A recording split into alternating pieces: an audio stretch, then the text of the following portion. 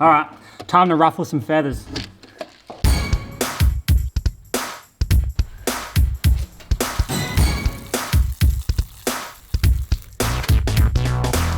Now today is not an amazing day. Because this morning I was going through my emails and I just realized that there are 4 different races that I signed up to do this year that I didn't end up doing. Oh, why? Like the last one was last week, Melbourne Marathon. That was supposed to be my fucking day. That's like literally $300 down the drain. Actually, mostly that's because I forgot to get a refund. So that's probably something to avoid. Signing up to races that you're not going to do because you get injured. Avoid that.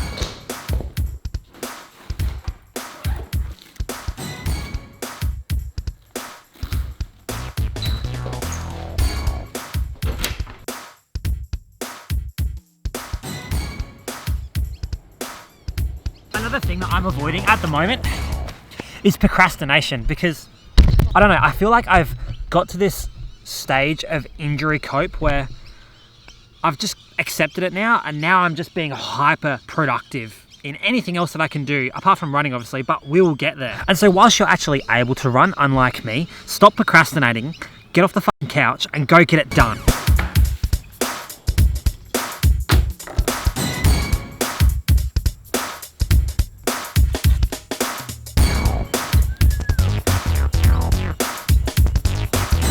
Here's another thing that I've actually done this week. I deleted Strava off my phone because I've realized that comparison to others is basically ruining my mental state. You know, like last weekend was Melbourne Marathon, and just sitting there watching all of everyone's marathons come through was just doing my But the thing is, comparing yourself to others is a dead end and a way to get really, really sad, because at the end of the day, everyone is different. Everyone has different lives. Everyone's living their different running story. Like when you compare yourself to others, a couple of things basically happens. Number one, you get serious FOMO, fear of missing out. And that is probably the most painful thing you can ever experience, in my opinion. And number two, I find that your highs, when you actually achieve something really important to you, gets clipped off because you're comparing it to other people's highs and other people's PBs and, you know, other people's runs and whatever. And it just ruins every little achievement that you have when you just compare it to other people. You don't have to delete Strava.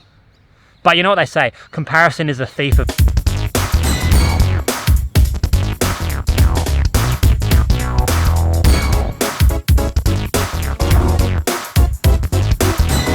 The next thing to avoid is concrete, because it's objectively the shittest surface to run on.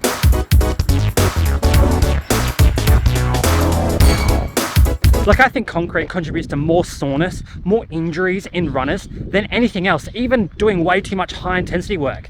It just fucking sucks. Here's what I think. Here's my conspiracy. I think all of the running shoe companies have actually paid all the concrete making companies to put concrete fucking everywhere in every country so that your shoes just get completely caved in, and then you got to buy more. Don't take that seriously, that's a joke. Like, I think there is actually a time in the year to actually run a lot on concrete, and it's when you want to get that plyometric peaking effect right before a race, when you're, you know, landing on hard surfaces, and that ground contact really will peak your plyometric ability right up, perfect for a race. But for the rest of the year, it's basically pointless, and it's probably going to cause way more injuries than just running on some trails every now and then. Like, seriously, fuck concrete, go run on trails. There are some amazing national parks around the world where you can just go out there and leave your phone in the car and just completely detach from modern day reality and all that kind of stuff and just be with nature. How good is that? So number 3 is to avoid concrete at all costs. Get out on the trails, go to national parks, run around there, and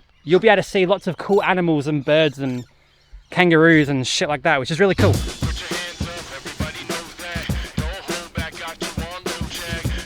Alright, time to ruffle some feathers.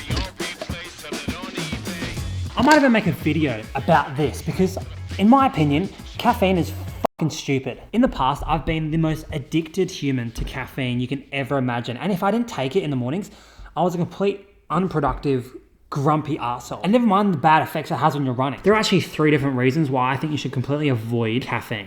Number 1, it actually ruins your sleep. Like, I've tested this on multiple occasions. Whenever I add caffeine into my lifestyle, my HRV gets worse.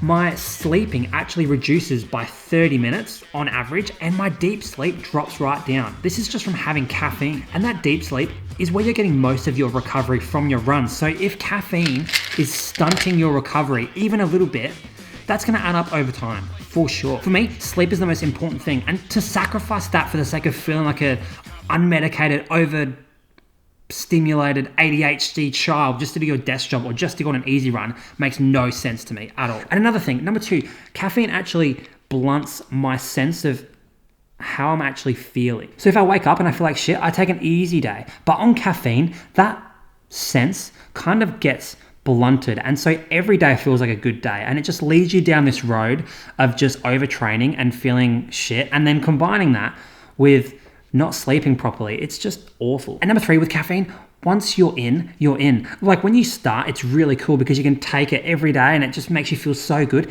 But over time, you start to build a tolerance, and then eventually you actually need caffeine just to get up to your baseline level of functioning.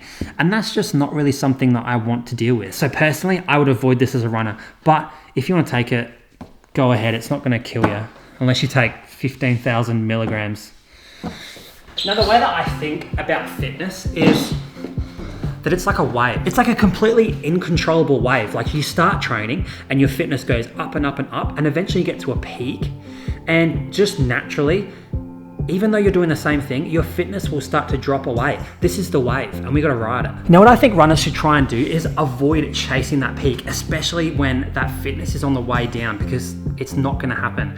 One of 2 things is gonna happen. Number 1 is to try and resist and extend that fitness at that peak. And what that's gonna entail is injury, overtraining, getting completely burnt out and quitting running altogether. And that's just not sustainable long-term, and it doesn't sound very fun either. But number 2, what you can do is actually ride that wave down, just like you rode the wave up. Just ride that wave. It's really simple. All you need to do is just start doing a base phase and setting yourself up for that next wave coming back up. Let that peak fitness drop, get back into base building, build the resilience in the body, have fun.